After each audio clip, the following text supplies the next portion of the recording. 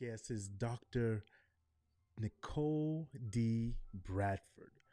She's an experienced administrator that has spent the last 20 plus years dedicating her life to the improvement of the student life and education.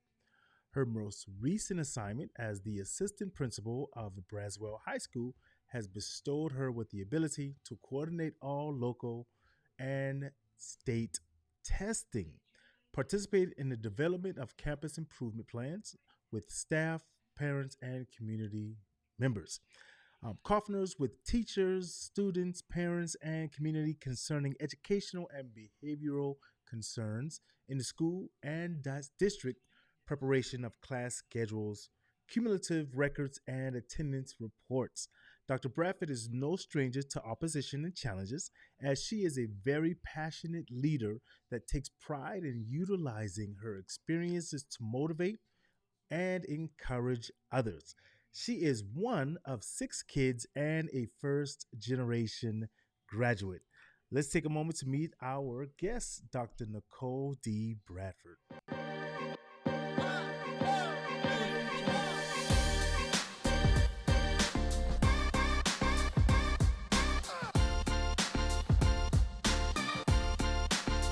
Audio Jungle. Audio Jungle. Audio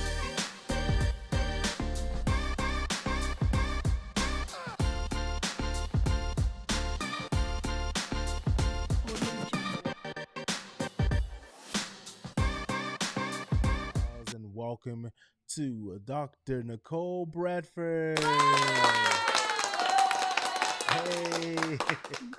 thank you for being here, Dr. Hello, Bradford. hello.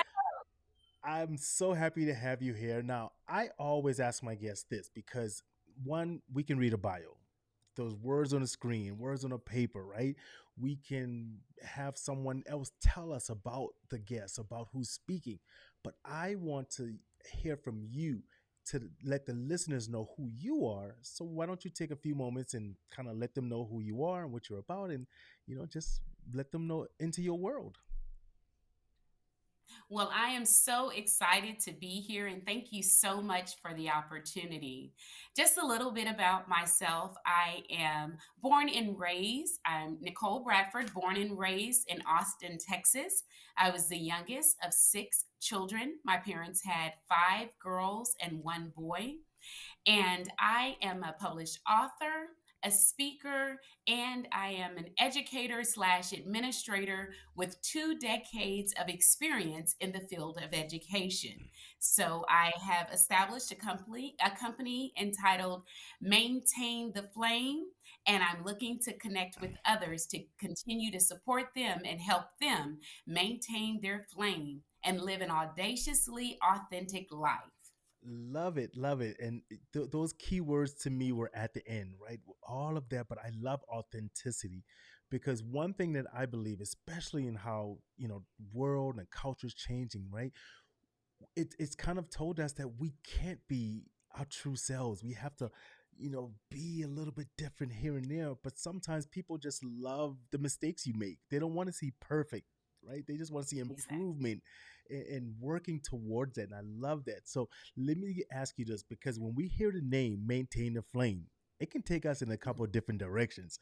So let's break it down for people to know what you mean by maintaining that flame. Because for one, it can mean romance, it can mean maintain a flame in your business so you don't get burnt out in your career, anything. So, what is your maintain the flame and what you're speaking on to try to get that message conveyed to listeners and audience members? And that's just it, just the way that you explained it. And maintain the flame can apply in so many areas of our lives. When I established Maintain the Flame, I thought about us when we were younger, we had the zest and the excitement for life. We were young, we didn't care who's around. We would dance to Michael Jackson, Cyndi Lauper. We just Ooh. lived our life to the fullest. And we couldn't wait to get to the playground or to school and have fun.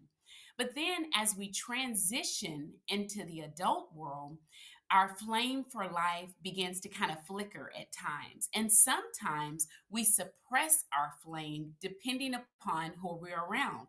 So, my desire is to connect with individuals and let them know that same passion and excitement and desire that you had when you were younger, continue to maintain that flame as an adult. For myself, growing up in the household, I was the only child that actually went to college and completed college.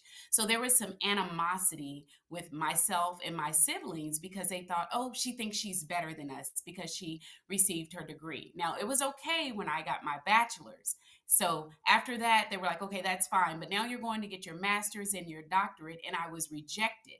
And so that rejection from the family made me kind of uncomfortable and sad because everyone wants to be included. And then you go on to, I transition into the married world. And then being with my in laws, and there was rejection there that, we have in our mind the type of daughter in law that you should be, the type of life you should live, how you should raise your family. And so there was rejection there. And then, when you go into the workplace, sometimes you might be the person that they'll say, don't rock the boat because you're standing up for what is right, which takes a lot of integrity. And so my job is to encourage people to continue to be audaciously authentic to yourself, not the people around you. And if you do encounter rejection, continue to pursue your passion, continue to pursue what makes you happy so you can continue to be happy with the life that you have and design the life that you desire. Absolutely loving it because those words, right, we can spark so much emotions in someone. But I truly believe that it has to come kind of from within. You have to have a little fire that's burning in you, right? Maintaining it. It's one of those things when we, for an example, we go see. Oh, I just went to see Wakanda Forever, right? The second movie, and when you walk out that theater, you feel like you're the Black Panther. You feel, but then that dies down Yes. after a couple of days. You walk out of a show that you saw a martial arts thing and you're like, I can do martial arts and Matrix or whatever. A couple of days later, you're like, oh, I don't want to do that. So you got to maintain that energy and that flame. And I absolutely love it. And I relate so much to what you were referring to, in which, the graduate and stuff. And I know there's some people out there who might be going through some things similar, where they maybe have friends or family members that say, hey, you can't do it or you shouldn't graduate. And I had friends and family members once when I started, elevating myself. You think you're better than me, you think you're this and that. And there was one moment where I said, because I'm humble, I'm not better than you. And I told someone, I said, you know what, at this moment, I'm better off than you. And that might be a reason why you're feeling that way towards me. And but it was just my little part of my frustrations because I got so tired of them telling me that I think I'm better than you, but yet still we're at the same diner. We're eating and hanging out together. If I thought I was better than you, Yes. why am I still around you? I don't get Exactly. it. So that really means something to me, and I know that there had to be some um, a little mental jargon that you went through when you didn't surpass one goal, or right, or when you got your degree and then you went for another one and it didn't happen. How did you fight through that? How did you say, you know what? How did you maintain your flame? Was there moments where you're just like, I just got to reset. I got to meditate. I got to refocus my goal.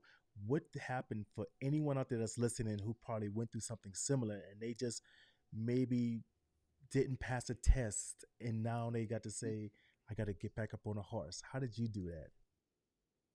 Well, I think it's just making sure you have that internal cheerleader because in life, we spend so much time advocating and cheering everyone on. We all have that best friend. And if they call us right now, we're going to tell them, okay, I know you can do it. You better hang in there and I'm going to root you on. What do you need from me? How can I help? That same amount of encouragement and investment that we make in our best friends, in our family members, in our children, that is the same advice that we need to give ourselves. And that's what I did. I became my own best friend and I had to give myself that encouragement. So I took one step every day and it was just, okay, we failed a test, Nicole, but you can get beyond this. Because I wasn't the smartest student, but I was very persistent and I was dedicated. And I knew that if I continued to push and I continued to try, I would be successful. So I would take a step, I would regroup, refocus, put down the positive because I always look for the positive in the situation. And then you have to replace those negative thoughts with positive thoughts. And I gave myself that encouragement to continue to push on.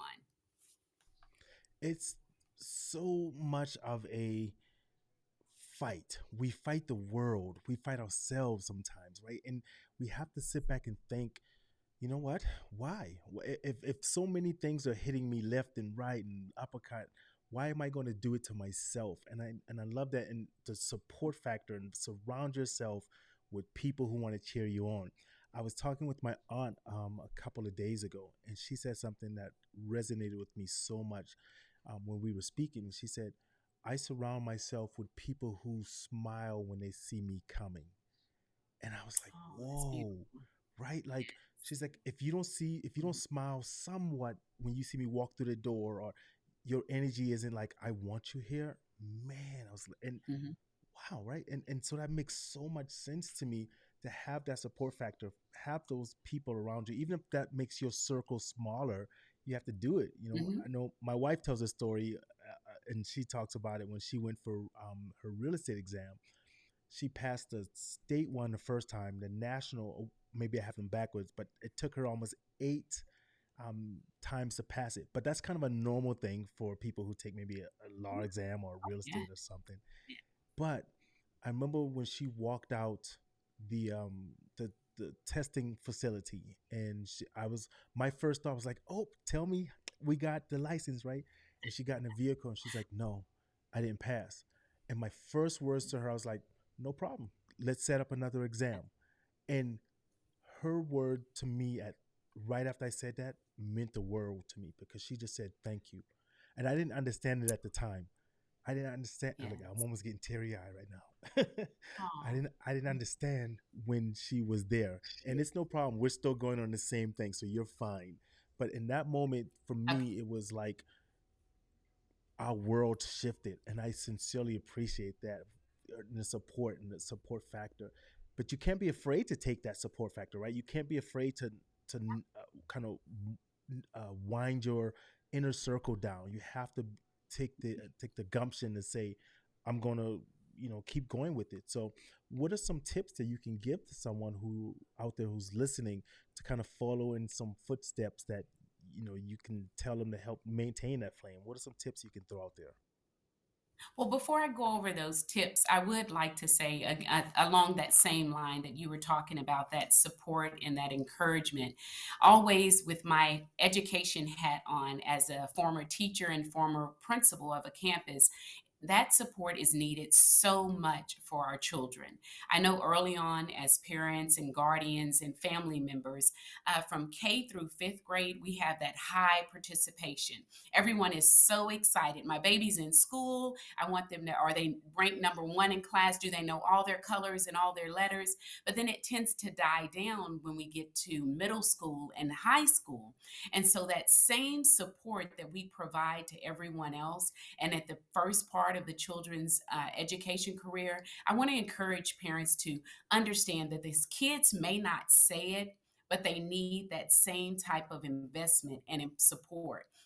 Working on the high school campus, I've had so many students that would say, I really wish that I could sit down and talk to my parents. I really wish that they knew X, Y, and Z. Take that quality time, be intentional about the relationships with your students and your children, church members, whatever it is that's young, and invest in them because they do need you. So, a couple of strategies that I would recommend comes from maintain the flame. The M stands from mindset. Make sure that you have that positive mindset because our minds control so much. We tend to believe everything that we think. And sometimes we may have that trauma from our earlier years and from our childhood. Just make sure that you're able to replace those negative thoughts. People may have said, oh, you can't read or you can't write, or why are you going for that degree? You know, you can't do math. Well, you have to replace that negativity with something positive. So identify some positive affirmations that you can continuously say to yourself. Because if no one else is cheering for you, make sure that you're cheering for yourself. The next one would be A, make sure that you take action. So at least I know when we're either starting a new company or we're going towards one of our goals we set for ourselves, just schedule at least one action step that you're going to take each day. It doesn't have to be several to so that you overwhelm yourself, but make sure you at least have one. So for example, if I say I'm going to lose weight, you don't have to walk around the block or walk 5 miles. Start off with just walking down the street and turning around. And then the next day, add to the goals that you have for yourself. So, setting one small goal each day. The next one would be to make sure that you have um, the I would be intentional. Make sure that you are intentional with all of the relationships that you have. Seek out those resources that you need and those support systems and be intentional. The next letter would be N. Nurture, nurture, nurture yourself. And I cannot explain that enough. I recently was the caregiver for both of my parents towards the end of their life. I lost my dad in 2021 and my mom in April of 2022. I brought them down here to live with me in 2019. And at times I felt guilty if I just needed a nap or I wanted to go get a snack. But I knew that they needed my time and attention because they were elderly and they were sick. But make sure that you have that self care. And because if you don't take care of yourself, you can't help anyone else. Then we go into T, which would be time. And so sometimes with us, we have this time and we're thinking, okay, 6 months from now or 2 years from now, I'm going to do X, Y, and Z. Well, when we look at time, I want you to think about living in the moment, that moment, and enjoying the moment. Don't be in such a hurry to get all the way to next year or 3 years from now that you're not appreciating the time that you do have. So, time is very precious. Enjoy the moments while you have them. And then from there, it goes into maintain is going to be A, being authentic. Be authentic with yourself. I know sometimes people say, oh my goodness, are you ever quiet? You have so much energy. When I used to go to work, they would say, are you like this every morning? You can't be like this. I haven't even had my coffee. Well, you have to be genuinely authentic to yourself. Because if you don't care about yourself and you're not living your life to the fullest, who are you living your life for? A quick example, my son played little league football. And there was this mom, because I'd either paint my face or I'm screaming and yelling. And she came up to me and she tapped me on the shoulder and she said, you know, I hear you yelling for your son. If you don't mind, can you please yell for my son? And I'm thinking, this is an adult. And I said, sure, what's his number? And she told me, but she was more concerned about the individuals around her than investing in her child and being there to support her child. So, and unfortunately, some adults still have that anxiety and they're not comfortable being true to themselves. But it has to be you before you can be effective with anyone else. And not only being authentic, but the I would be integrity, integrity, and integrity again. Unfortunately, in our society, there's a little lack in integrity. So remember, when you go home, you have to sit with yourself and you have to be okay with yourself. So make sure that you have integrity in everything that you do. And then the last letter would be non negotiables and no regret. As you're becoming the individual that you want to become, and as you pursue the goals and dreams that you have set for yourself, set up those non negotiables because you're going to always have those naysayers. And don't allow those naysayers to pull you back and keep you from your goal.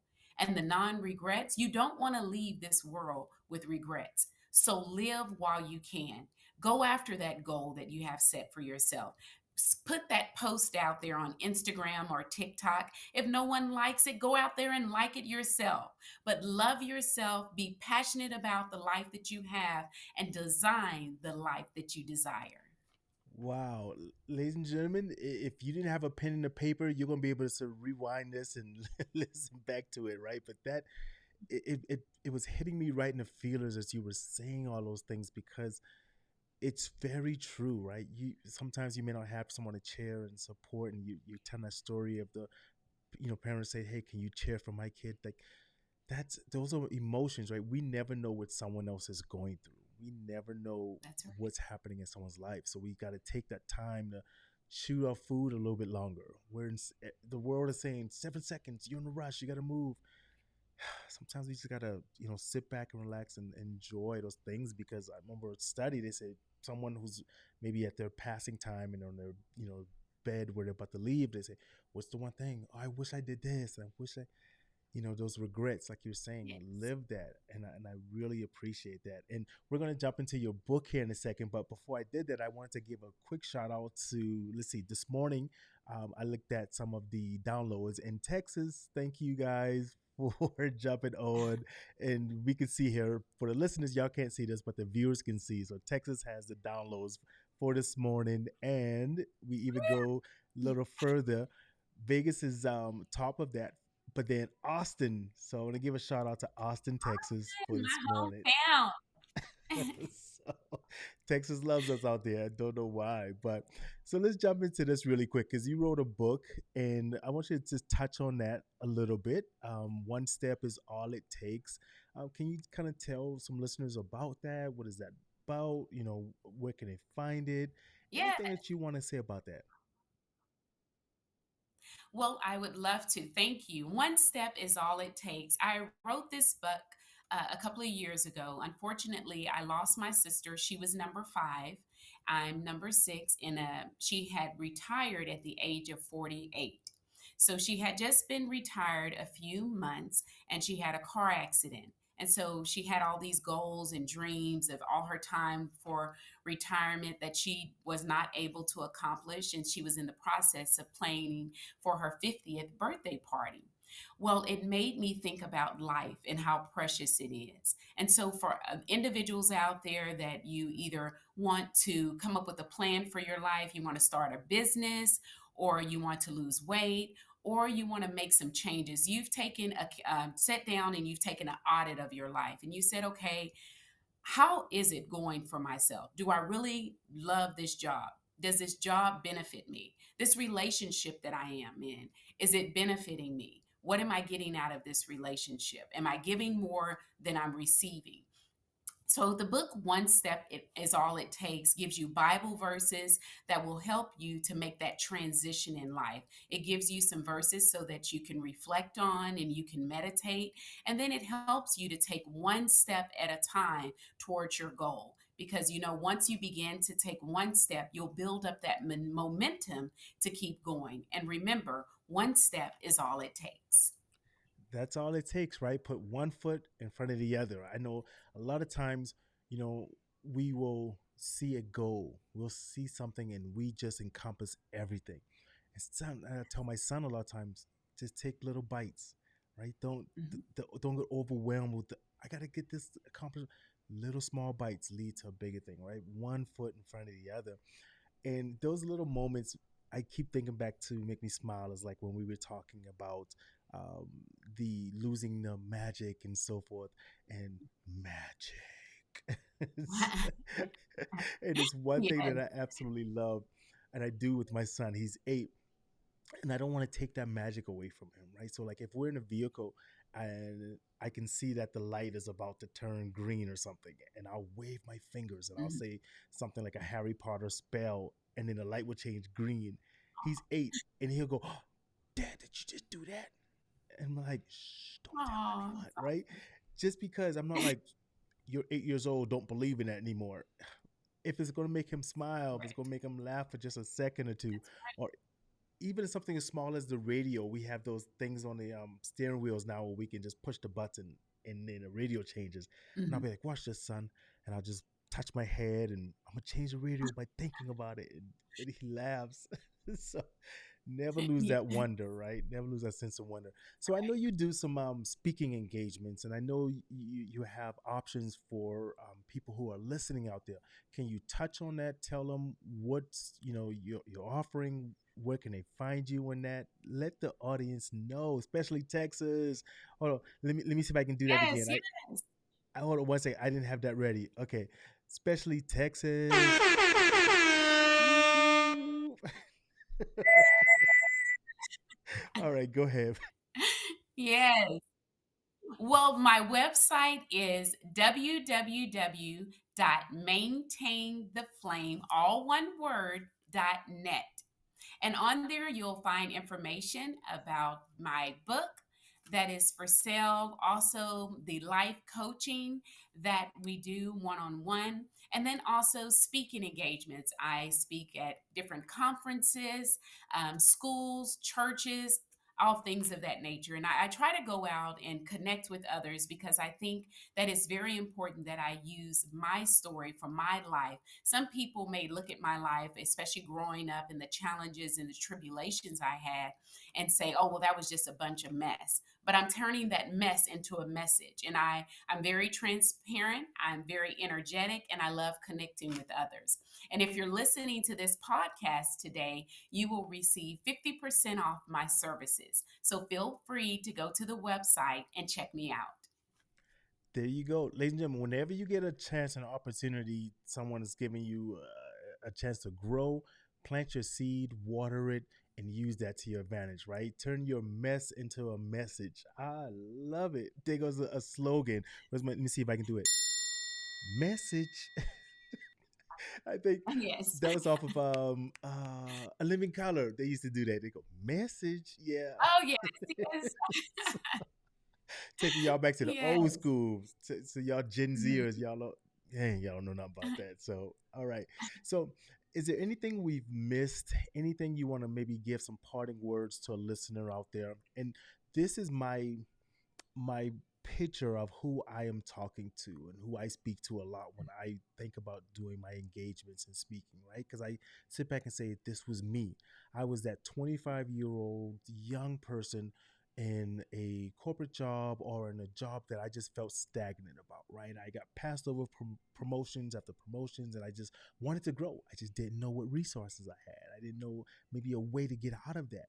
Um, I sat in my vehicle sometimes before going into work and I'm just like, okay, I just need to listen to this last song because I truly just didn't want to go into the job, right? But I had to get the energy up.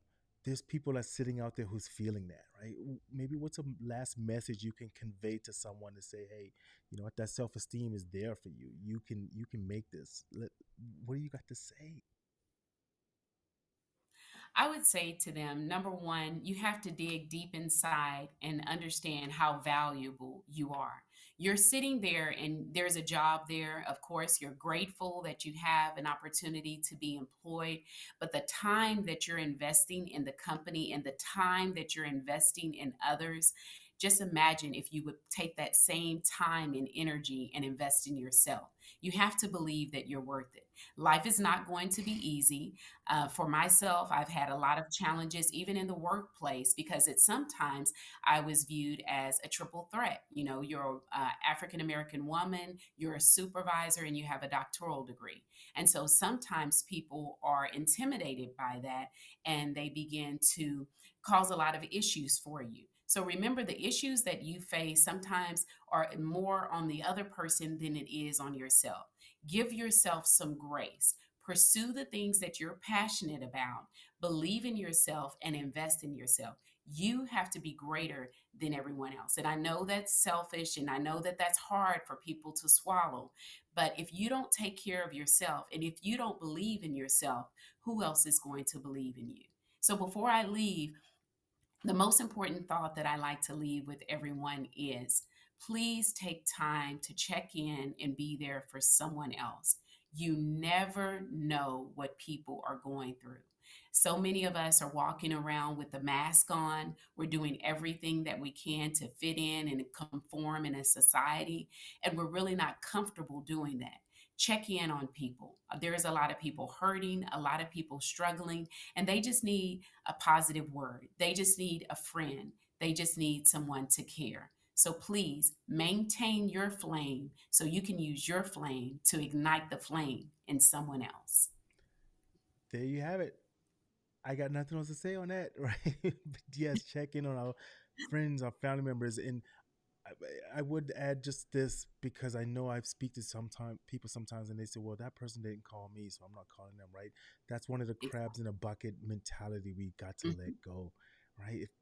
Even if they, because even if you reach out and maybe they didn't, it could still make you feel good, right? Hey, I'm still reaching out.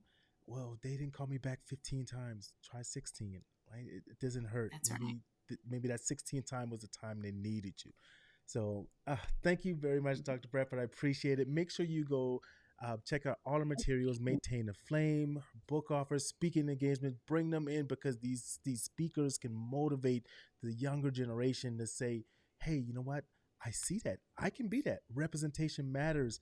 And I'll say this That's because we right. just watched the movie Black Panther 2. The women, the strong black women in that movie, man, it made my heart sing, right? Like the protectors, it's so much deeper than just an action movie. The women are protectors, the guide.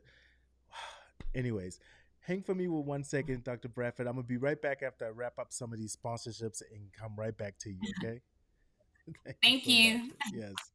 So, ladies and gentlemen, thank you for listening to another episode of J1Q. Just one question. What is your question? The question for today is what can you do to improve 1% for your life, someone else's life, right? Get out there, tell someone hi, compliment someone inside the shopping line. Just tell them, hey, nice shirt, just to see them smile a second, right? Gentlemen, black men, I'm saying it to you.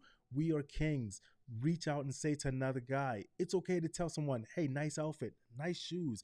It does not make you look any lower or anything else, right? It raises you up. It raises up another king. We appreciate it. I love all of you guys. Thank y'all for being here, and I appreciate it. And like I always say, after every episode, and matter of fact, Dr. Bradford almost said something very close to it. Keep living while you are alive. Thank you for listening to Just One Question. I know you enjoyed the show because you made it this far. If you want to hear more, subscribe, share, and don't forget to give us a 5-star review. Now, what's your one question?